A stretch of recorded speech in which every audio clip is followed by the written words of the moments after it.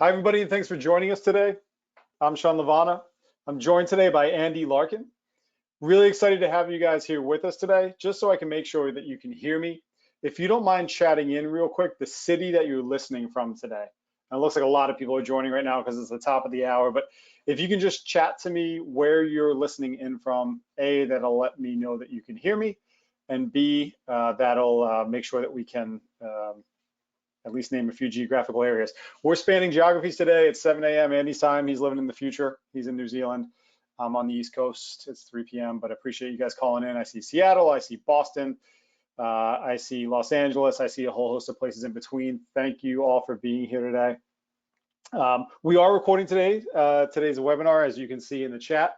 You can find this afterwards. We'll email it to you, and you can always find this and other webinars on the Cloud Academy website. So let's quickly go over today's agenda.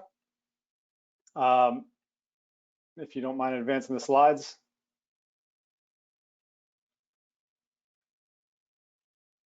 Thank you. Couple of quick things to cover today. Why would you migrate to the cloud? What makes it so difficult? We'll kind of go a little in depth there. What steps do we typically see here? And then we'll follow it up with a Q&A. So if you have any questions that come up along the way, just chat those in. We can either address those as they come up, or we'll definitely try to get to them at the end. If we can't even do it then, we will make sure to email you. So let's start out today with why would you do this, right? Why would you migrate to the cloud? And what I want to do real quick is just launch a quick poll here just to see where you guys are at, where the audience is at on your cloud journey. So a poll is going to come up here real quick. If you don't mind just taking a second, just tell me where you're at, where you haven't done anything yet. You're using it for some applications, you're planning for it, you're using a lot of it, or you're multi-cloud, you're kind of far along there. Just give me one more second, the results are still rolling in. All right. So quick results there, it looks like about 60%, oh, we lost the slides there, Andy. 60% are using the cloud for some applications, 20% are using it for many, and 20% are multi-cloud today. So interesting breakdown. Appreciate you guys joining us for that. And Andy, if you don't mind bringing the slides back up. I'm just going to do that. Just bear with me a moment. Yep, take your time.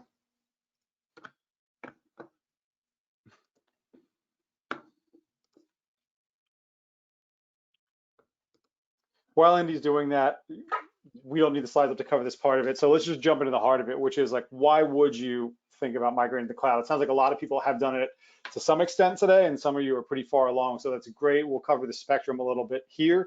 And as we'll talk about in a minute, we have a lot more coming out. But as most of you on this call probably know, cloud computing, it's something that relies on a technology called virtualization, where digital-only virtual computers operate independently inside of physical computers. So inside a server, lots of virtual servers.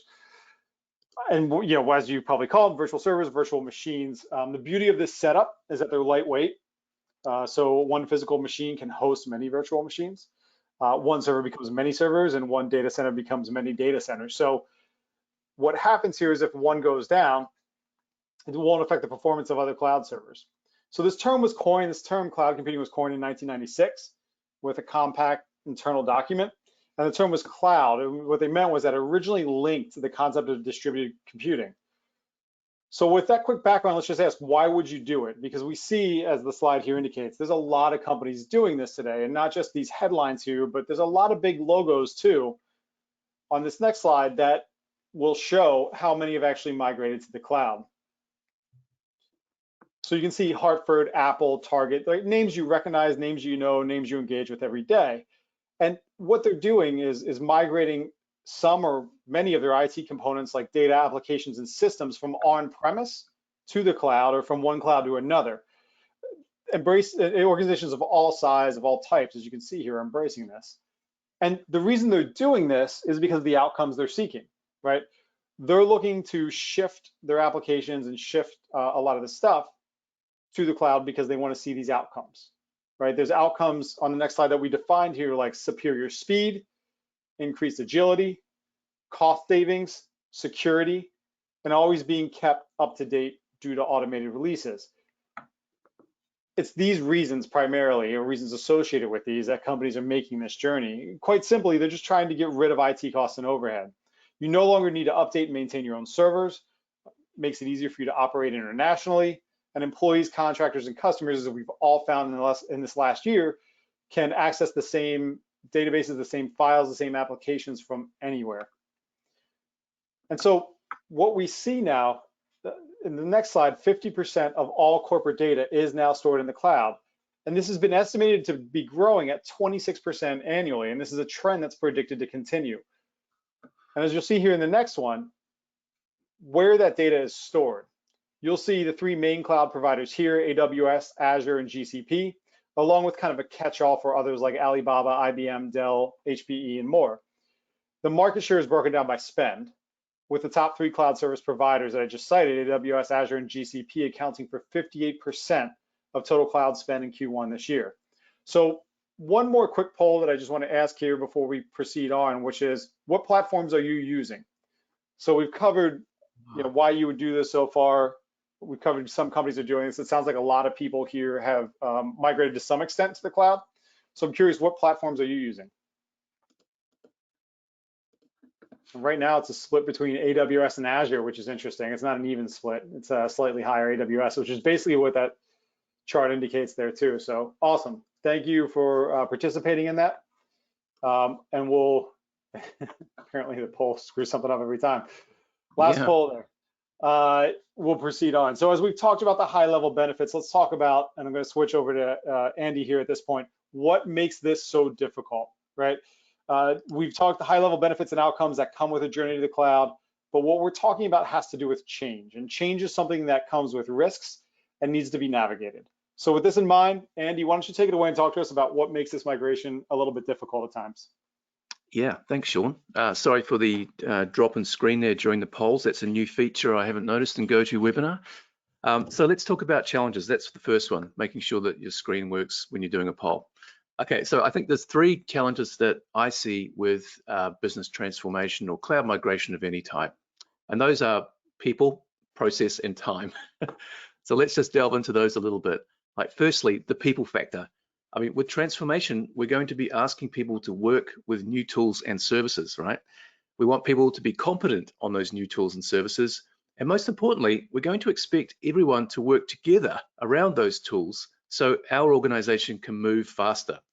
So in short, business transformation requires a lot of behavioral change, and that instantly introduces a challenge, which I want you to keep in your mind, all right? It's no secret that people often resist change. And this can be a major roadblock if you do not acknowledge and address that issue early in any transformation planning.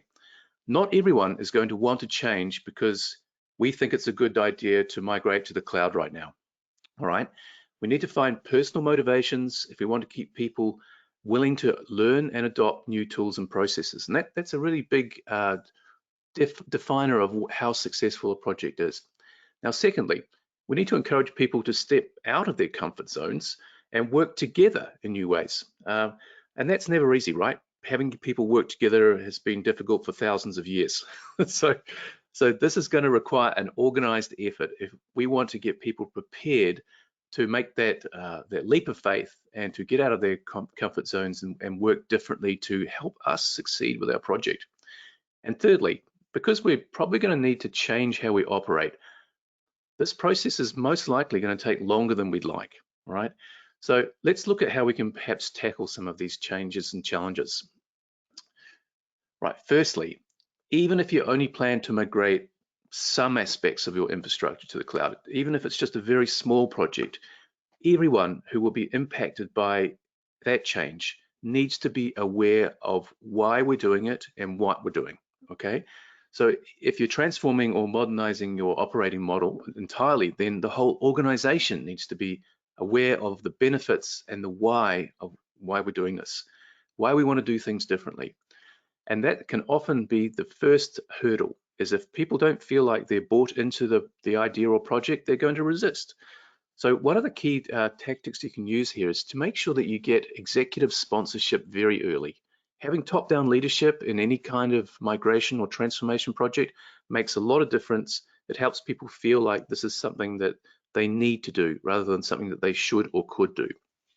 I've seen too many migration initiatives fail due to that lack of executive sponsorship. And there's no hiding from the cultural requirements of business transformation. If you want your business to move faster, you need your business managers leading by example.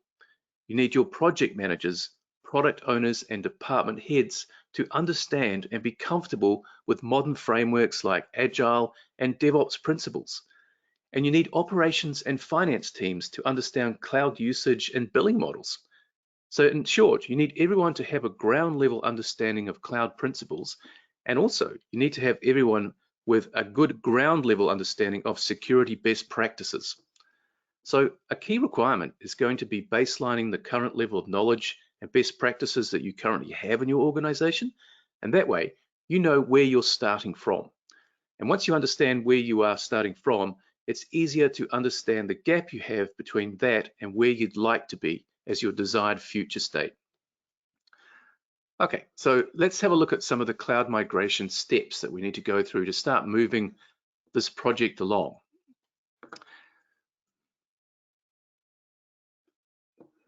Yeah, thanks, Andy. So Andy started to talk about some of these, but let's talk about these steps that are actually involved in migrating to the cloud. And honestly, there's a lot to cover here. So we'll be back for a future version where we tackle the second half of this chart that you see. But today we're going to cover this first part that we'll highlight here, which is the strategy, the skills, and the operations area. And like I said, we'll be back to cover the rest. But what we want to talk about today is what to do when you're on the precipice of migration, how to really drive cloud adoption and optimize the cloud environment long-term at your organization. So we'll start today with this first one, defining your strategy, and then we'll talk about what needs to be planned for as you migrate to the cloud, both from a skills and an operations perspective. Okay, so for that, thanks, Shawn. Yep, go for it, Andy. Yeah. So yeah, first base, defining our strategy. And if you get this stage right, generally everything else becomes easier, okay? It's absolutely crucial that you know why you're doing this project, right? Every project has its own business drivers, but frankly, you want to ensure gaining maximum return on investment from using cloud services is at the top of that list. There's no point migrating to cloud services if you're going to impact your customer experience, increase business risk, or increase operational cost. So you need to make sure that everything you do is actually moving in the right direction. So it's absolutely crucial that you know your why and that you basically define and document what success looks like, okay? It's easy to want to rush straight to the tools, and you know, often I've been in situations myself where you just want to get started. It seems so easy, but we need a clear idea of what the value point for your organization will be by adopting these technologies or migrating these services. And you need to be able to determine how you're going to know that you've achieved that final outcome. So those things are very, very important. It's very, very easy to overlook those and just want to rush straight to it. That's common. I've got some tips for you for how you can capture some of that enthusiasm a little later. But the second thing you're going to need is just making sure that you have a clear benchmark of where you are starting from. That's the only way you're going to know when you finish, right? If you don't benchmark your current skills and readiness, how will you know what you need to do to reach your target state? So it's a very, very important first step, which often gets overlooked. And third, you need to have a communication plan, okay? If you don't have a plan to inform people about why we're doing this and effectively asking them to do something differently, then it will always be a challenge to get organization-wide buy-in to this project. Remember that in essence, we're asking people for behavioral change. So transformation is about your people. It's not about the technology. We need our people to buy into this project for that project to be successful. And that's going to require top-down direction. So you need to have a communications plan well worked out that has your key executive stakeholder bought in, and then for that engagement to really be successful. So it's one of those fundamental problems that can make or break a project, is just not thinking about how you're going to communicate, how are you going to do this, what the return is for everyone who's involved in it. Because just being told to do something does work a little while, but it doesn't work all the time. So you actually need to have people believe in this project and buy into it if you want it to be very successful. Okay, so you need to prioritize basically the things that matter. Competency in using these tools, security in using these tools, and efficiency in using these tools. It's a very common situation where you have early adopters wanting action and keen to get straight onto the tools. So appointing a leadership team early can help with this, all right? If you get your executive stakeholders on board early, business stakeholders, if you have close third parties that can help you with some of the, the larger rocks that you're going to need to move, like partners that can help you, the elephants in the room are the communication side and the skills learning. It's going to be good to have those people involved early if they're, if they're going to be useful to you. If you do skip or compress that strategy phase, and sure, you might start fast by doing that, but you're going to end up running, walking, and probably at sometimes crawling as you stagger on trying to find where the finish line is. And again, this is a common situation I see. It doesn't matter what station you get off at if you're on the wrong train to begin with. So you really need to have a way of making sure that you know what success looks like at all times. So a simple technique you can use for keeping energy and enthusiasm high during the strategy and planning phase, because this can look a little bit like nothing's happening to a lot of people. You need to make the time to do this properly, which can frustrate those people who are at the coalface just looking for action, all right? So, but if you get technical teams involved in training early, it will take teams a long time to get the technical knowledge they need and organizational-wide knowledge on cloud best practices and principles. So you can get people started on that early. And with things like practical labs and sandboxes, technical teams can begin to explore and experiment without risking your corporate infrastructure. And this will keep early adopters satiated and improve, I think, your long-term odds of success. Okay, so let's talk a little bit about the planning of this. So what do we actually need to do here? This is more the operations of how we go about this, all right? So let's have a look at this from start. First thing we need to do is appoint a digital skills officer, all right? Now, a digital skills officer is responsible for helping develop an enterprise strategy to transition, train, and retrain technical employees. So you're going to need to have that. Second, you need to run a cloud readiness workshop. And a cloud readiness workshop is kind of the first opportunity to align business goals with your current operating model and look for opportunities for improvement. Third, we need to run a cloud readiness assessment. So basically, this assessment gives us a very fast look at what systems could be moved, what improvements should we consider, without us having to get too deep into the weeds of actually what is required to migrate a business application to the cloud, etc. So it's very, very high level, and you can achieve a lot with this readiness workshop and having a cloud readiness assessment. Okay, third, we need to define our cloud roles and skills. And this is really crucial to helping people learn how to work differently, right? There's no shortcut to that. Skip or compress this phase and you're gonna run into trouble. That's all I can say from experience. You don't want to commit a migration plan until you've done these three things, because often I see organizations going about this plan the opposite way. So they'll start with a migration plan and then hope that they'll get the skills they need on the way. They might do a readiness workshop and then last they'll appoint a digital skills officer. That unfortunately doesn't tend to work that well, okay? So try and make the time to do this properly. It's well worth it. Okay, so let's look at these little steps in a little bit more detail. So skills officer, what is that? Now, a skills officer is, basically works closely with the office of the CIO and CTO, and depending on how large or small your organization is, you still need to have this person to make sure that this project is a success. The skills officer is going to align ongoing training efforts with technical and business roadmaps, because whenever we ask people to learn something new, it's always on top of what they already are doing.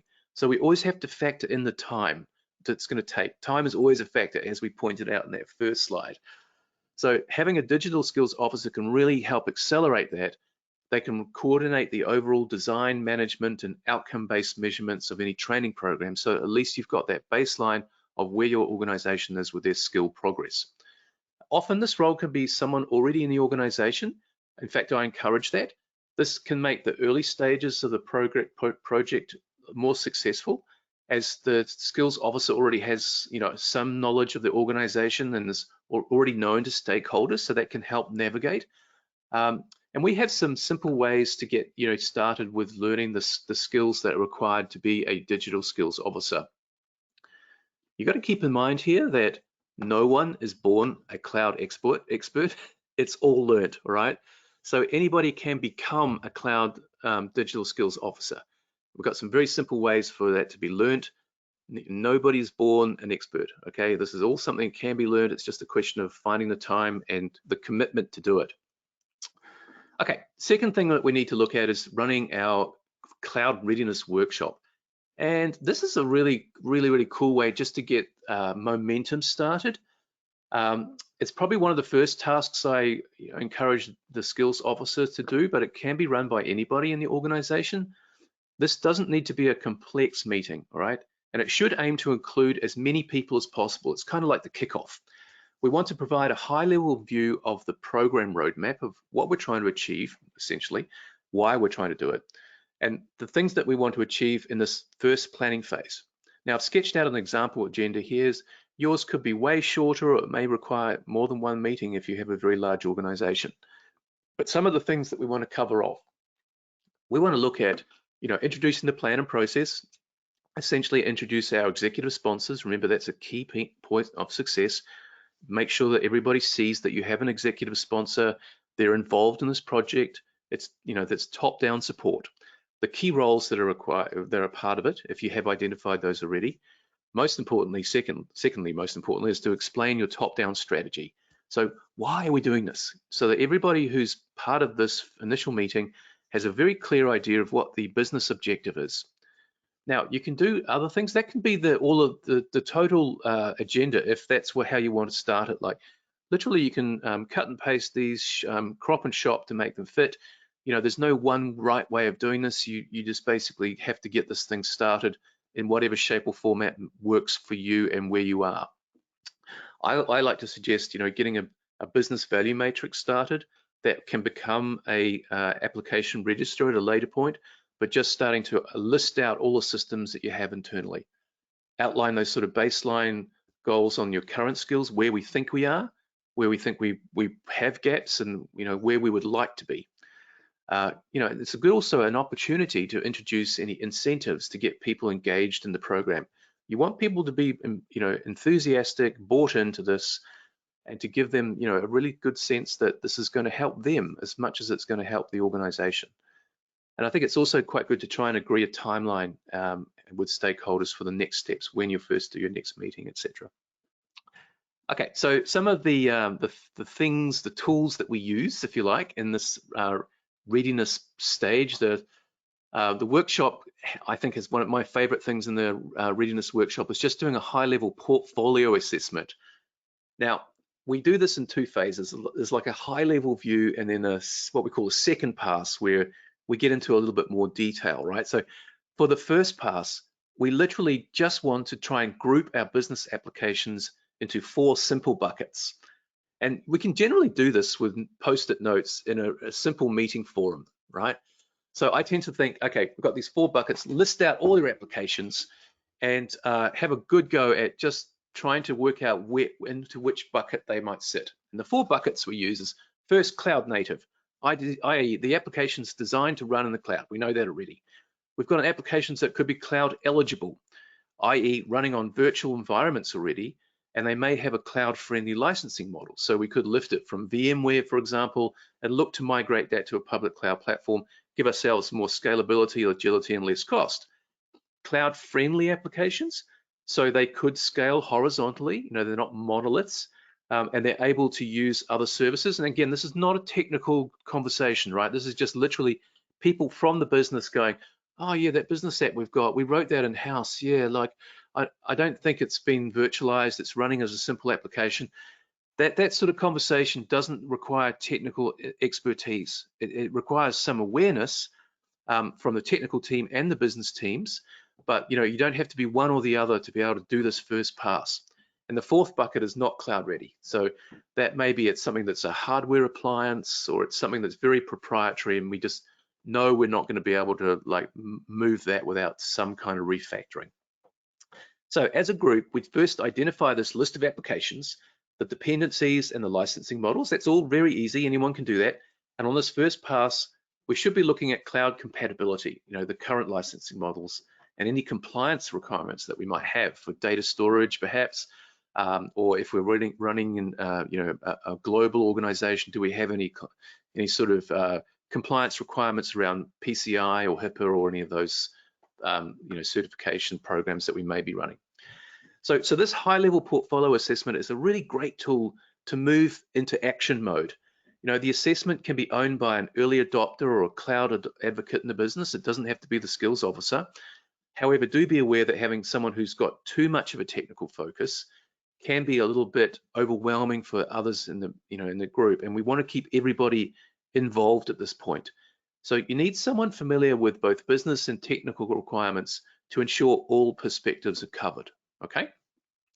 Right, so that first pass is always good. We can involve non-technical stakeholders, and we can really capture that enthusiasm of the early adopters and show people that this cloud migration project is actually happening. All right, that's a very important outcome. And what we want to do at this first pass is basically group all of our applications into these 4 simple buckets. So, we ascertain how many of our applications could be migrated to cloud infrastructure or to serverless designs, for example. And this is a really good sort of first base for determining your possible outcome and to start looking at what your skill gap is. And as importantly, it provides you with a business case for beginning that first wave of fundamentals training. So it gives you a bit of a business case to say, look, we think we've got sort of 60 to 80% of apps that could be moved to cloud environments. That's going to save us operational costs. It's going to give us more agility, and we're going to be able to scale them much faster and with a lot more effectiveness. That kind of business case immediately you got that in spades there. All right, so that's the kind of first pass. Now, the timing on these next phases, what we call the second pass. This is this area here where we get into a little bit more granularity. It could be a week, it could be a month. Again, every project in an environment is different. You just have to work out what the appetite is, where you are currently. If you're starting from scratch and leaving a little time between the two, can be good. What we want to try and achieve with the second pass assessment is to get a little bit more granular on the specific requirements for each of the possible migration candidates on that list of our application register. Now, this could take 2 weeks or it could take 2 months, depending on the size of your organization.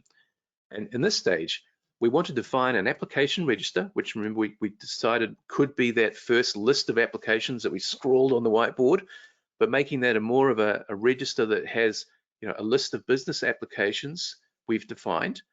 And we also need to start drilling down further onto the priorities, the requirements for each, and the suitability. So we are going to need to involve technical teams to complete things like system audits of the applications we think could be candidates for cloud ready. And we also need to start thinking about something that we call the 6 R's review. And this is quite a neat tool as well. So let's just have a look at this. So the 6 R's is a simple framework. It was introduced by Gartner in 2011, I think. We absolutely used and abused this. It's a very good framework to use. Basically, we want to further determine the most appropriate way to migrate applications without going into too much detail still. So there's 6 possible R's, if you like, that we have. We have rehosting, replatforming, repurchasing, refactoring, retaining, and retiring. So now just let me reiterate that every migration is going to be unique, and that these strategies are not meant to be definitive or mutually exclusive, and they're certainly not, the only way that you define, but they do provide a really good talk point and a great blueprint for guidelines and discussions as starters. So there's something that can be very helpful when you're running that cloud transformation workshop or a brainstorming session after it. So let's just have a little look at what these actually mean, okay? I'm going to skip now to just how we start to apply them on the screen here. But rehosting, it's commonly referred to as lift and shift, right? Now, lift and shift is generally as it sounds, lifting servers or applications from their current hosting environment, which is generally going to be on-prem, and shifting them to infrastructure in the public cloud. And rehosting and the lift and shift strategy is a very common strategy for organizations starting out on their migration journey. There's significant benefits to running servers on scalable pay-as-you-go infrastructure of a cloud platform. So it's a relatively low resistance migration strategy. And it's a great strategy for working backward from a fixed constraint or a hard deadline, for example, if we need to get something off our current infrastructure by November, because we know it's not going to be able to deal with the input of our October sales or something along those lines. So in practice, the application or server will be exported using a third-party export tool like VMware's vCenter, or you can use any sort of virtualization service, and we create an image, and that's imported or exported and then imported into a cloud compute service. We can containerize things. The process is relatively simple. It doesn't require a lot of technology, okay, and it doesn't require a lot of expertise. Right, the second option is replatforming, and this is where we modify lift and shift. So replatforming involves making some optimizations to the application during the migration stage. So that does require some programming input, some programming expertise. And our third R is to repurchase, okay, which is sometimes referred to as drop and shop. So it refers to a decision to move to another product. And this may mean ending existing licensing and repurposing services on a new platform or service. So often examples you may have is like CRM systems or an industry-specific application not designed to run on cloud infrastructures, right? Now, this is often not necessarily a bespoke application, but it can be one that's written, that doesn't have modern application code, or it's not possible to transport the code from one provider to another. The repurpose strategy is often applied when using a proprietary database platform or a proprietary product. Okay, our fourth R is refactoring, and that's re-architecting basically, and is usually driven by a strong desire to improve a service. So drivers for this might be that it's difficult to make improvements to the current environment, or it may be a requirement to improve availability and reliability immediately, like talking back to our November date. So perhaps October sales, we know that the current application cannot handle that burst activity when we go live with our October sale. So we know that we need to do something, and we want to make sure that we refactor this application so that it can handle that type of burst activity. So if it's not a mission critical service, then it may be possible to re-architect it during the migration stage. So refactoring is feasible during the first stage of a migration if you do not have a time constraint. Otherwise, it's most likely better to be done in a later phase of the project. Just something to keep in mind there, because one of the key problems with refactoring is that it's going to take a little bit of time and expertise. Okay, so the fifth strategy is to retain. So you may want to retain portions of your IT portfolio, because there are some applications that you're not ready to migrate and you feel more comfortable keeping them on premise, or you may need to for compliance reasons. With this use case, it may make sense to retain aspects of your IT services in the current environment and implement a hybrid or part migration strategy. So this approach makes sense if you're currently regulated or you have constitution rules that require you to store or run some aspects of your services or business applications on premise or within specific regions. And that brings us to our last one, which is to retire services. Now, this strategy involves identifying assets and services that can be turned off, so the business can focus on services that are widely used and of immediate value to the business. So, this is a really interesting approach. You can see already how you can start to look at your applications quite differently there, and thinking, these can, we need to refactor, or we need to rehost. It's a very good starting point, and it does involve, the technical teams at this point. So I've sketched out here just a kind of plan of how it would look. We'd go through, and again, this can all be done on the whiteboard. You can, do this in groups, or you can do this together using sticky post-it notes. It's quite a good exercise to do.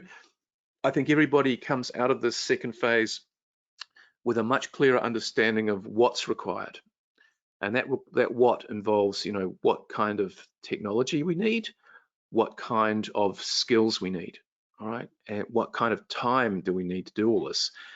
We still haven't necessarily fell into deciding exactly what technology we want, which is good. You want to keep that well out at this point. We don't want to just say, okay, we want to move to AWS or we want to move to Azure. That's the wrong way to go about it. We need to be thinking about the requirements first and the skill gap second. All right. So that skill gap thing is always a big question, and it's one that I think often gets glazed over. And it's very easy for us to fall into that sense of, oh, well, we'll deal with that later. Let's just get started. It's really important that you don't do that. Okay, you need to find out if your team actually have these skills. Right now that we've started to think through what we need to do, we can start to think about the roles that are required to actually deliver these. Now, I think one thing that you need to keep in mind is just keep forefront of mind what the actual objective is here. Okay, we need our technical teams to be able to use cloud services to implement the cloud migration strategy we want.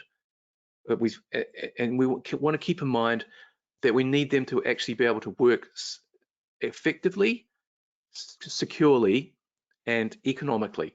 So they actually need to know how to use these things, right? There's no point just assuming that they'll learn that.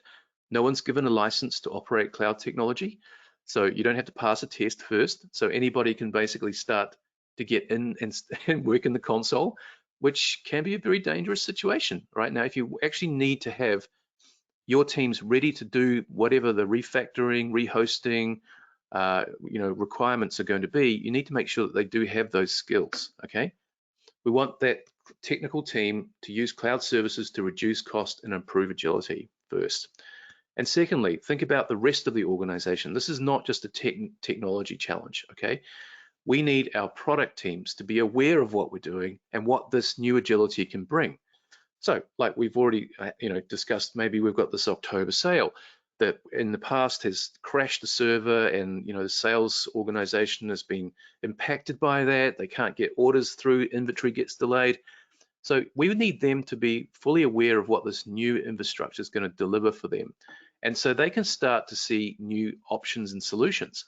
Like they may get additional functionality once we've refactored and rehosted our front point of POS service or retail system. So they may notice that they can do vouchers, that they can do email follow-ups, little things like that. So having them aware of what this cloud service will bring is very important as well. We also need them to be fully aware of the kind of security baseline, what things they need to be aware of, and phishing attacks, making sure that they're following all data compliance requirements.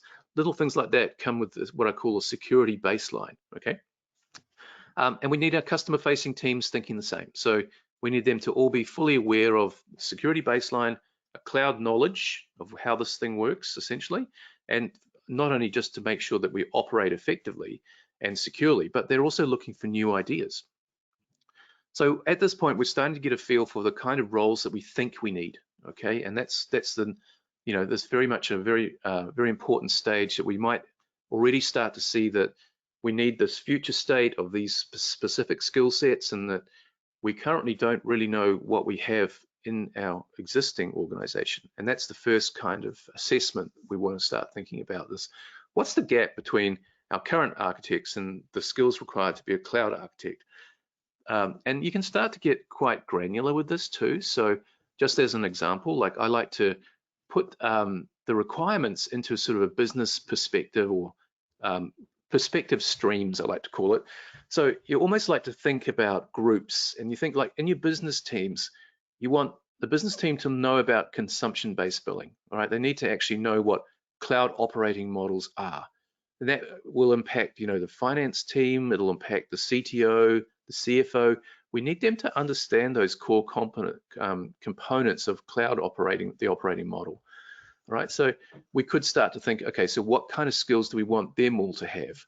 And then just from your general people perspective, like we want everybody in the organization to know the benefits of cloud computing, because that will help them see why we're doing this. And so they're more likely to be involved and less likely to resist the things that we propose.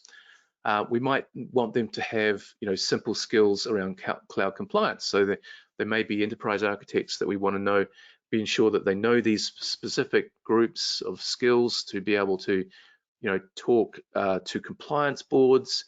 that they are able to report on any data requirements that are going to be required, and that they're also able to make the decisions they need to keep moving us forward quickly. The platform and security and operations perspectives are probably a little bit more granular, but I always like to focus on these first three because I think they often get left out. And if you don't have your business teams leading by example, then you're going to find the projects will eventually stall.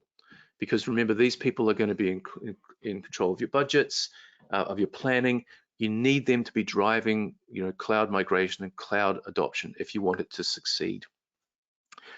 Yeah, often a key thing is you get a lot of activity down here. You get pockets of activity, people very keen to drive programs in the technical teams, but if they don't have the support of others around them, the business managers, the project managers, then what's going to happen is the business managers and project managers will drift away, and they'll be less inclined to go to the technical team with an idea, because they'll feel like they either don't know what they're talking about, like they have no idea the language that they're talking.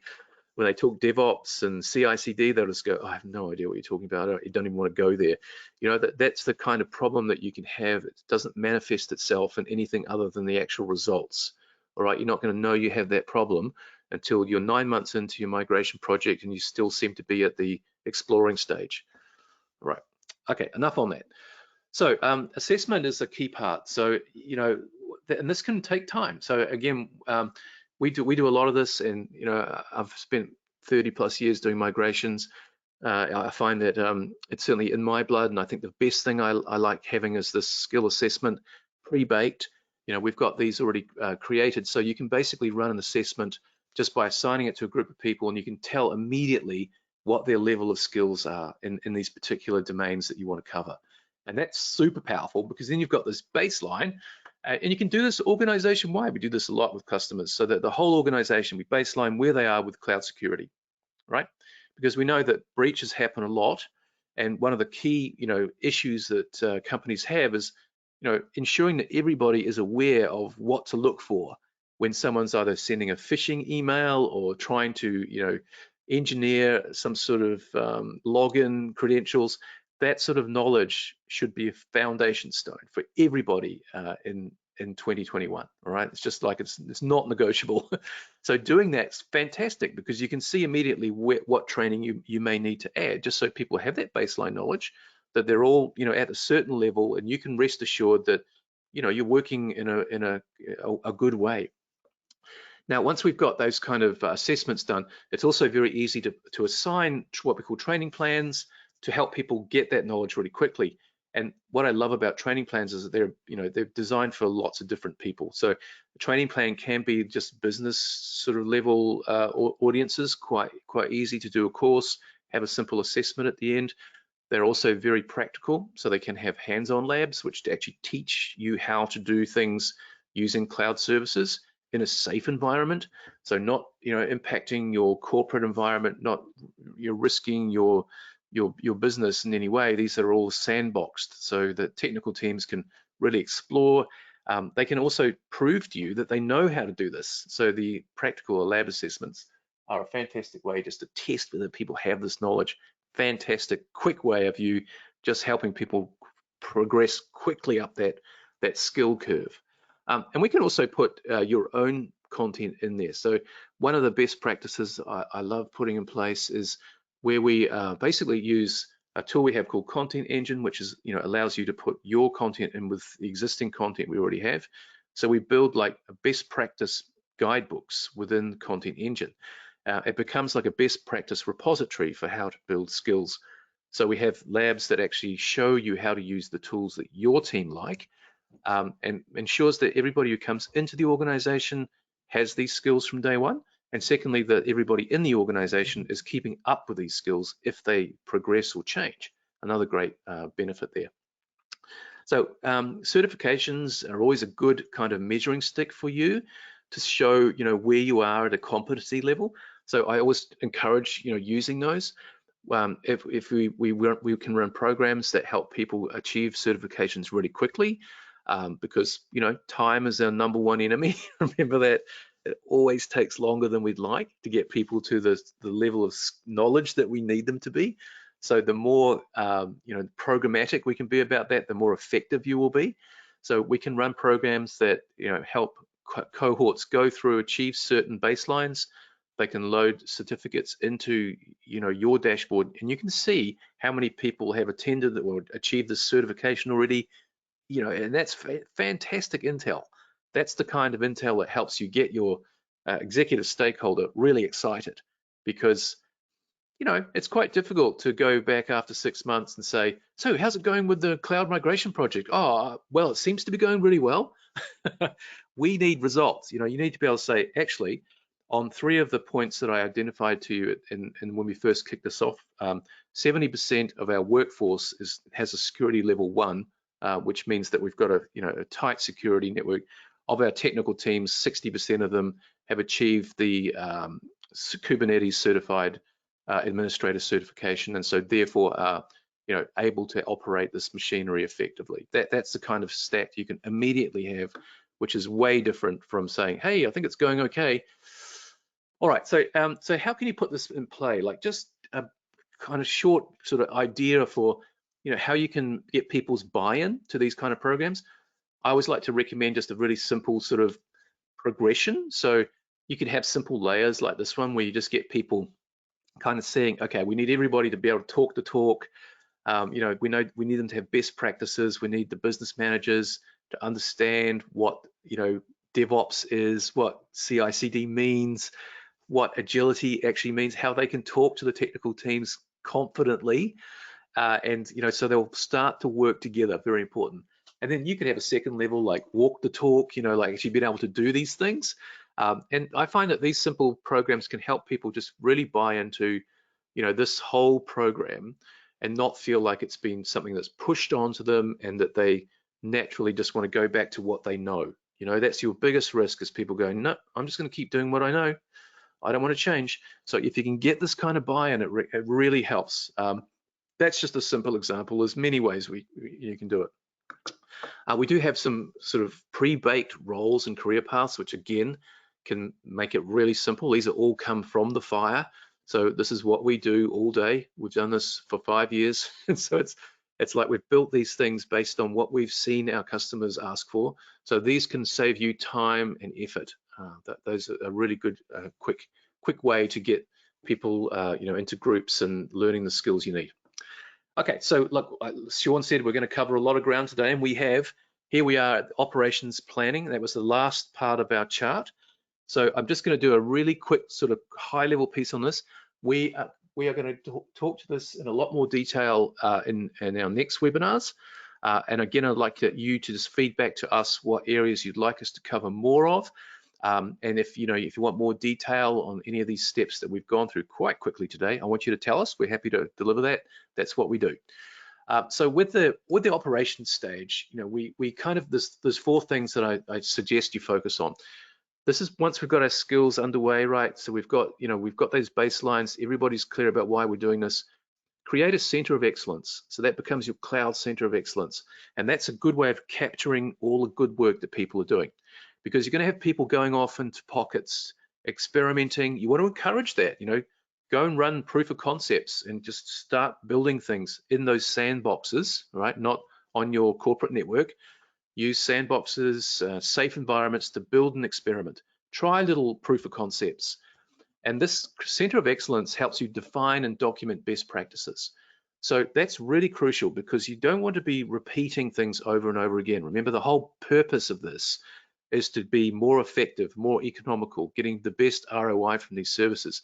So you want to make sure you capture as much of that learning as you can. It's another common problem I see, is that people, you get people who learn a lot, do great things, and then they leave. And you're left with not knowing how they did it, what they did, and you kind of have to relearn it all over again. So having that center of excellence makes a good first base for getting that kind of best practices in play. Now, a couple of other things you can do here. Proof of concepts absolutely are a really good way to just get people started. And it just gives people that kind of way of validating ideas for some of the application mappings that you may have identified in that second pass. So, hey, let's test out if Amazon S3 is a better way for storing these static objects. And let's see how easy that could be to integrate with our current business app. That can all be done in a small proof of concept. That's something that I think you should be looking to fund, making the time for people who are showing the right behaviors in this space to give them the tools to do that, because ultimately it will help you prove what the actual design is going to be for this, for any future subsequent development. And you can involve vendors at this point. I think keep the vendors at arm's length when you're going through your planning stage, but I think you can start to involve them in these proof of concepts, because often they can help, provide infrastructure and costs outside of sandboxes. So you've just got a little bit more expertise flowing into the business. Now, with those best practices, documents are great. I'm still waiting for the paperless office, honestly, but I still see the importance of writing things down. My go-to now is actually to record as much best practice as you can. And I like to do this using what we call custom labs. So whenever I've got DevOps teams who are learning how to do things differently, I try and encourage them to, describe the tools that they like using. It could be Kubernetes, Snowflake, it could be anything. It could be your internal systems. Tell us those. We'll help you build labs that actually emulate that workflow. And then with that emulated workflow, it sits in your library so that everyone involved in the organization, whether they're coming into it, whether they're working in it, even if they're leaving, they can make sure it's up to date. That becomes your best practice repository.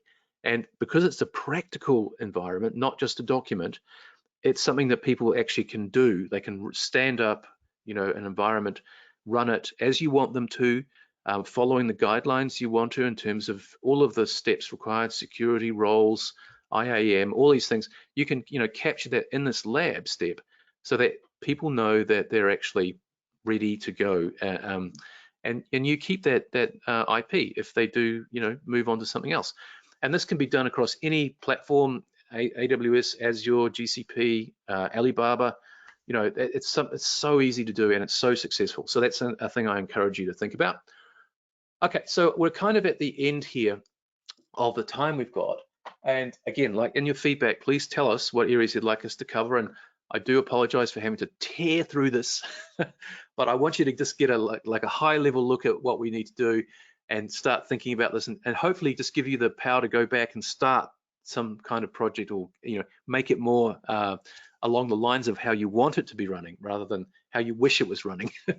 So just to reiterate some of our the key points from today, like make sure you get that executive ownership, sponsorship ownership, stakeholder buy-in, whatever, just make sure you've got it, okay? Because if you have that top-down leadership involved, it really works. If you have your CEO talk about this program and in an email to everybody saying we're doing this transformation project because we need to, make ourselves more agile. We want to be able to, emulate, deliver products quicker, smarter, faster, better to keep up, or we want to improve our customer success. We want to provide a better customer experience. That's why we're doing that. That top-down leadership will make it way easier on every other decision you have to make. And secondly, be clear about the goals, and most importantly for you, what success looks like. So how do you know when you've got to that point where you are now improving customer interactions and customer success is improved? So start thinking about how you can prove that, and thinking through how do I map these goals back to actual success points. And remember, I think skills are a very good place to play there, because it's very difficult to get customer awareness back quickly, but seeing that people are progressing up a skills curve and you can report on that weekly or fortnightly or even daily, that sort of metric is very, very good at showing you what success looks like and how you're going. And third, just making sure you do have that plan, okay, so that you're actually thinking upfront, how are we going to keep people across what we're doing? Not just the launch and the initial readiness workshop. Those are cool tools, but you're going to have to keep people engaged for, this is a marathon, this is going to be 6 to 9 months. That's the reality of any form of migration or transformation. Yes, there are ones that we can do, in a matter of weeks sometimes, but most of them, because they involve behavioral change of people who are using these systems, are going to take a little time. So you need to have a plan that's going to keep people up to date over the entire journey, not just at the beginning. And most importantly, you want to keep people across it right to the very end so that you exit this with a really successful project and you can move on to the next one. Okay, and I do it just to reiterate that small steps approach is much better than trying to boil the ocean. Okay, be aware of that. Do a phased approach to a migration of 5 or 6 applications max. You know, do them individually if it's easier, because boiling the ocean is another thing that can creep up on you, and suddenly you realize you've bitten off too much than you can chew here. And so just in terms of how you go about this, really start that training early. You know, you want to start this project when people are ready. Don't wait for them to get ready along at the same time. It just won't happen. All right, you'll just find that you'll get a skills gap later. So start training early and try and start building late. Yes, get people experimenting in sandboxes. You know, let the early adopters, you know, start with proof of concepts away from your corporate environment. That's good, you know, but you don't want to start on your build mode until you really do know that everyone is ready to get the best results from this transformation or this migration. Okay, remember that. Like, you want this to be more economic, more efficient, more secure. Otherwise, there's no point doing it. So, very key point. And try and encourage those capture those best practices, because if you're reinventing the wheel every time, it's not going to be more efficient. Okay, so that's it from me. Shawn, is there anything else we want to add in here, or any thoughts? Well, a couple quick things with the few minutes we have left, and thanks very much, Andy, for your time and walking through all this. One, just a reminder, I think you mentioned it, we're really open to your feedback, so much so that we'll have a survey at the end. Let us know what you liked about this, what you didn't, what you want to see in the next round, what more topics you want to learn about. All of that's really valuable to us to hopefully be able to help you. And two, maybe, Andy, if you've gotten a chance just to grab a quick drink, we have, maybe we'll try to get one question in here, but if people want to ask, we can certainly get back to them after the event today. But maybe I'll just ask you, one of the first ones here, which is, what happens if I'm already further along the journey and haven't done all the steps? What would you advise there? Yeah, yep, that's very common. Don't worry, you're not alone with that. That's good. Okay, so we always want to be trying to face forward, and we have to work with what we've got. All right. So what you want to look for is, what are you actually missing? If you're missing, the executive sponsorship, try and go and get that now. If you're missing the comms plan, well, that can be put in place at any time, really. If you're missing the sort of skills journey, that is another really common one. And I think this is because, when we want to get started on something, it feels a little difficult, just training everybody, and you think, oh man, it's going to take months and months. But, it really does give you that clear line of success. So you can start that training plan at any time. I think if you are, 50% into a migration already, and you're just starting to see some gaps in knowledge, then, an assessment can immediately benchmark where your teams are. And that's only, 10, 15 to 60 minutes. If they're very technical teams, you can do it with a lab challenge and just work out how good they are with Kubernetes, or how good they are with Azure tools. That's something that can be done very simply at any time. It's not an imposition either, because most people kind of like to show their knowledge.